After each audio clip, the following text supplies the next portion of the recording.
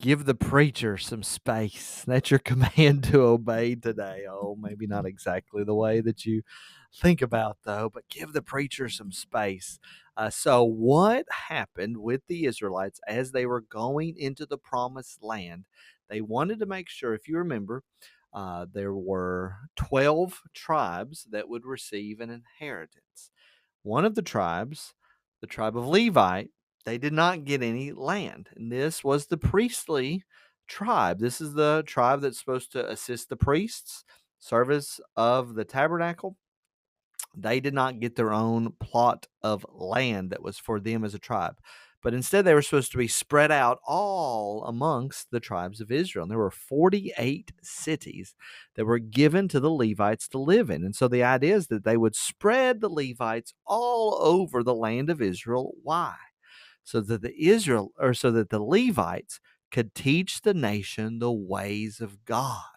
So we see right here, verse 2, command the people of Israel to give to the Levites some of the inheritance of their possession as cities for them to dwell in. Let them live among you so that they can teach you about God's law. So when I say give some space to the preacher, give space to those in your life. Hopefully, I've earned that right, but that I am teaching you God's word. Other great teachers in your life, other great preachers in our denomination, and other great preachers in the evangelical community that are alive, and those that have even passed on, that we can watch their sermons and videos. Give them space in your life to teach you. Give them space in your day to exhort you to follow after God. The Israelites had to give the Levites a city to live in, and for them to have pasture land to take care of their goats and their sheep and all those things around.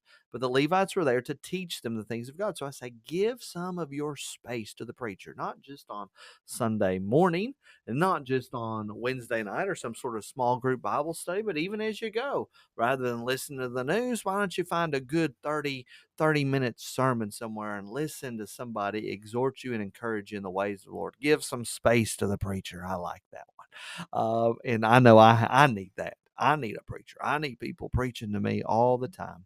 And then so there were those cities for the Levites, but then there were also cities of refuge. There were 6 of these cities, and these cities of refuge were places that when somebody killed somebody and it was accidental, we have to remember that if somebody was murdered, the death penalty happened. No questions asked. Essentially, that was what would happen. If you killed somebody, you would be killed. No questions. That's what would happen.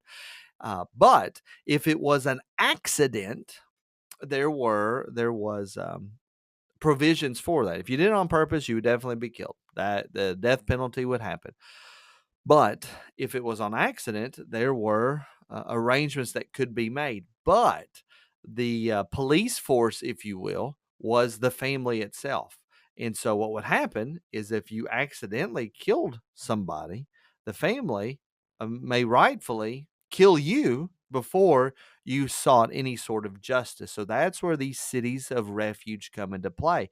If you accidentally killed somebody, you needed to run to this city of refuge to be protected from the avenger. You see right there, it was to be a refuge from the avenger that would come and to kill you, to murder you, to bring about the death penalty on behalf of the family. You would go to the city of refuge and be protected.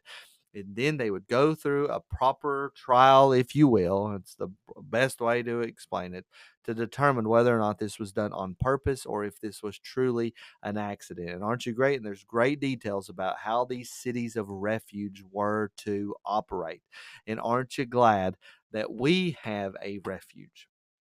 You and I, because we are sinners, we should spend an eternity in hell.